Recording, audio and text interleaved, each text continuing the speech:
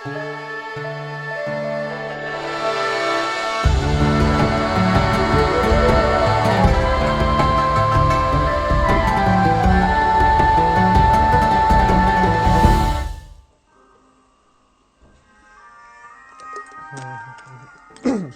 we shall start our 5th episode today of Talk Kok Sing Song.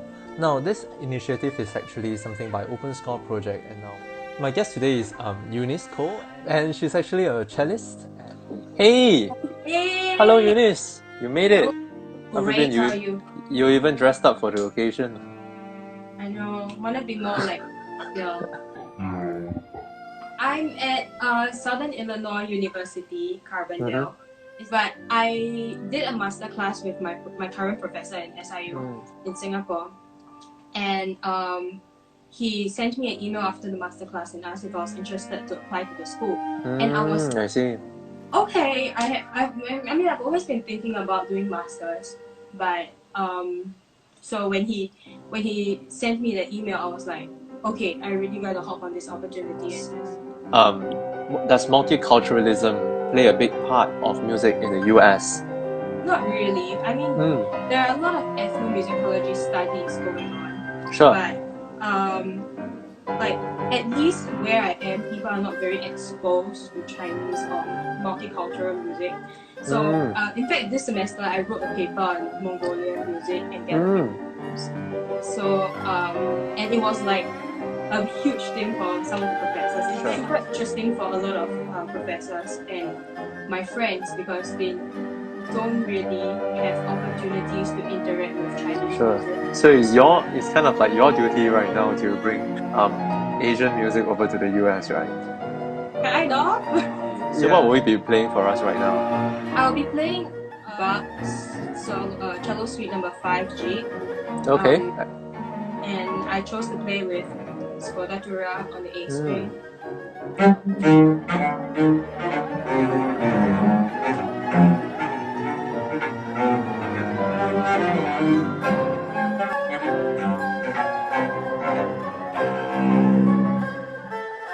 Nice. Can you tell us what is a jig?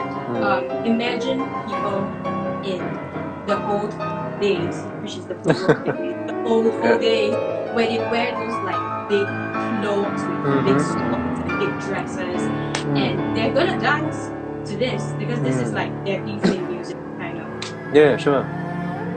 It's supposed to be lively, and to us we might feel like okay, there's like a pulse that's going on, but instead of thinking it like going very quickly, think of the bigger phrases. So you can think of the big dance steps, like just so that it's not difficult for the people to dance with their big clothes. Are you imagining them dancing when you are playing? Kind of, because in fact this jig is written in 3/8 time. Sure. But I thought of it as like a bigger phrase, 6/8. 6/8 kind of a phrasing. Yeah, bigger phrase. So at least it moves a little bit more. Sure, isn't it true? As a lot of people think of classical, especially Baroque music, as just relaxing music. It's just notes after notes, but there is more to it, isn't it? Yeah, it's a lot more. In fact, I did Baroque cello this semester too. I'm very fortunate because there is a Baroque cello in school. So, I see. but I haven't played Bach with the Baroque cello because I'm working on Baroque music that I haven't heard about before. We should talk about the Scordatura as well. What is Scordatura? Would you like to tell our live audience? Okay, so it is like detuning of the string. It actually means to like turn down the string. So on the cello is usually the lowest string is C, G, E. The highest string is supposed to be A. But right now it's a G because I turned this down a step lower. The idea of like writing music in Scordatura is so that the composers can allow the instrument to resonate better in the key they want it to. But So that is Baroque music, right? Have you played new music that is written in Scordatura as well? I'm actually starting on the Kodai cello sonata. which is Is that? Oh yeah, Kodai is a big fan of Smoratura. last two texts with down step, half step. Yeah. Half step. And how is it like? What does it do to the instrument? It just makes it easier to play B minor chords with. I see, because it has a lot of stops, right? Yeah, but the first chord is like B minor chord. So with the C tuned down to the B, you just have to play open string to let it ring and get the chord right out there. Okay, first of all, in Singapore, I was not the best student because while a student, I was doing all these little gigs, like playing for different events and participating in different orchestras. And to a point that my teacher said, any one more time, anything you choose to do additional apart from school stuff or practicing your own stuff, you don't learn with me anymore. I was like, okay. Seriously? I think I do too much. But Sure. You choose what you want or what you think that is more beneficial. But I did everything. But I think there is a benefit of you doing everything though, because you found yourself playing in ensembles like OSP and string works, of course. And I think these ensembles will give you kind of a very different kind of experience. Would you like to talk a little bit about that? Well, I think first of all, you need to learn a new set, like almost like learning a new language or new dialect. For Western music, a lot of things is more structured and notated down. You make what you see. But for a lot of Chinese music, like stuff with string work, especially the more traditional ones, a lot of them is through like rote learning, and because I realized it's closer to like speech. Closer to speech. Wow. The way you shift, and do you have an example or any? I guess the greatest difference is varying the tone, bow control, and also like going to the extremes of the dynamics you can play. Okay, like, so for those who don't know, right, 二泉音乐 is actually a very famous tune that is usually played on the 二胡. And now Eunice is going to show us this traditional 二胡 tune on the cello. Take it away, Eunice. I would like to hear this actually.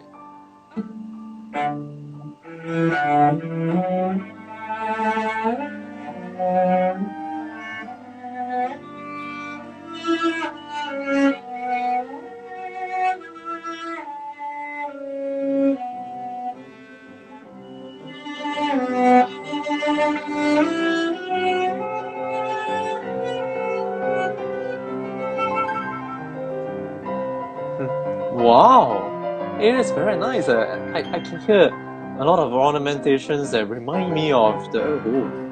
Yeah, would you like to talk a little bit about that? Well, first of all, the bow is I have to play a lot lighter because the instrument is so much more resonant that I see. I kind of have to like be more blendy in terms of my tone. That's true. But learning this has definitely pushed my dynamic levels to a new point. For sure. Yeah. And the honor, Like I even like when I was working on the project Cello second. There is this spot that I have to. There is a fermata and a long bow, and like I have to like save my bow and control the sound, and I took idea from this actually. So I kind of like use the concept that I learned from Chinese music, including it into what my Western repertoire, and my professor in SIU was like that is very nice indeed, because you are not only kind of imitating what they are doing, you are actually kind of assembling what you have learned from the erhu as another instrument and try to incorporate that with your voice, and I think that is just fabulous. And also your vibrato, is there something that you are changing about it, that you are trying to make it more like an erhu? Because as you know, the erhu is something that doesn't have a fingerboard. So when you have a fingerboard, I think there is something that you are doing that is different, right? Is it? Or am I wrong? That is a very good question, because I've always just copy it, but But now that you mentioned, I think I use a lot more loose, relaxed vibrato. Wider as well, I'm suspecting. Wider, as compared to like the more appassionato vibrato used for most. Can you? I'm gonna challenge you right now. Can you play a normal vibrato that you play in a string ensemble, and then you play a vibrato that you think will match an erhu? Generally, like this one.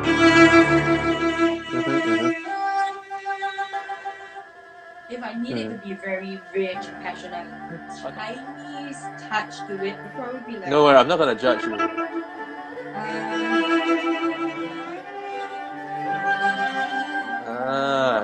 You cheated a bit with the slide. Yeah, the slide helps, right? Isn't it? Misunderstanding that Chinese music is about the slides, and you use one and one, but completely untrue. It's more. I feel like the intervals when you lead, you kind of have to do the slide, whichever finger you're on. For this one, you kind of have to do that. Yeah.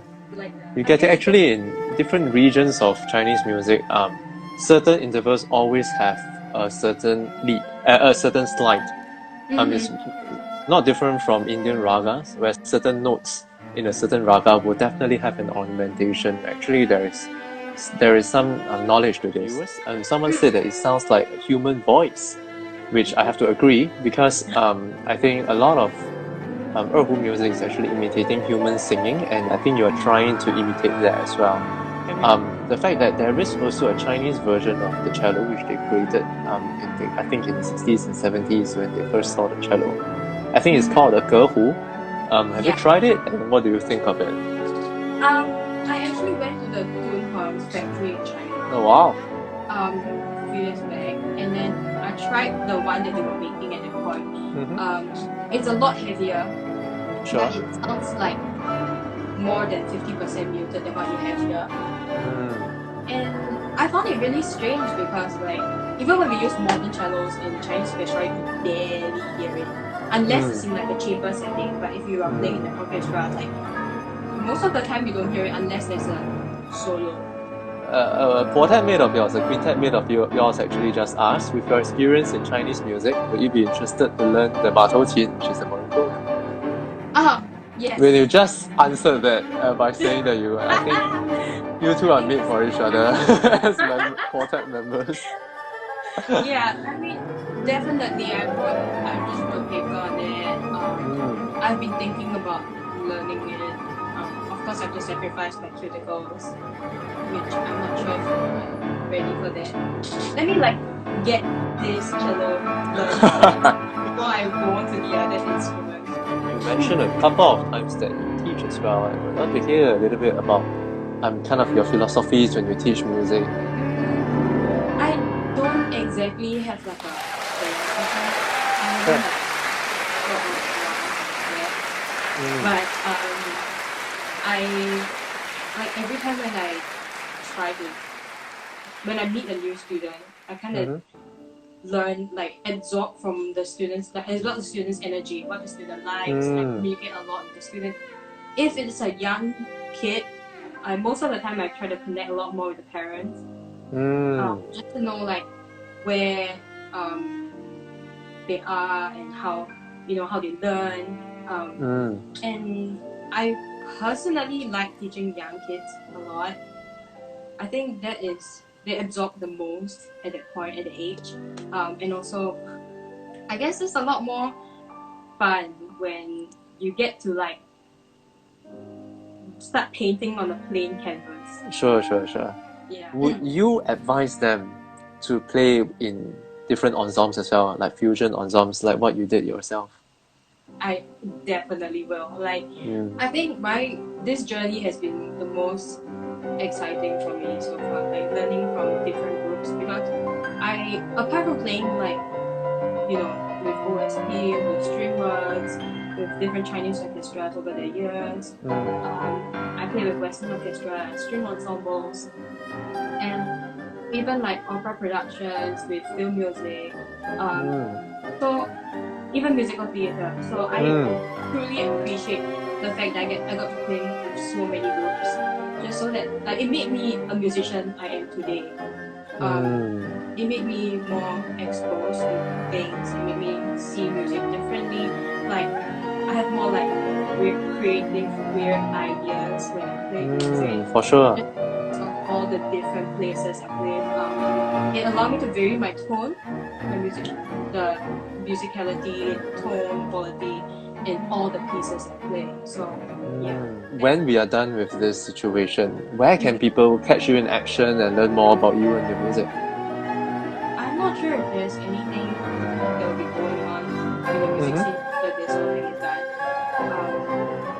But I mean, I'm always with Streamworks. I'm always with Open Score Project. I'm hardly like doing my solo stuff.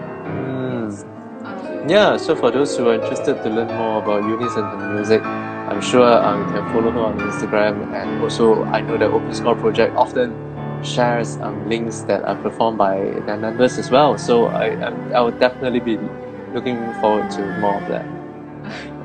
Anyway, do take care, and we'll come to the end of the session. So thank you very much for joining me today and also talking about your musical journey. It has been very pleasant, and I'm sure a lot of people enjoyed your performances, both of the Bach as well as Urge and India, which totally caught me by surprise. I'm glad. Alright, take care while you're back in Singapore, and do get back to the US when you can. And stay safe, yeah? Okay. Take care, man, Eunice. Thank you. You too. Cheers. Take care. Bye. So that was Eunice, and what you just called was Talk Kok Sing Song, and that was episode 5. And actually, we didn't announce this, but this is actually the season finale for our first season. And I hope to see you soon. Cheers and take care, everyone. Bye bye.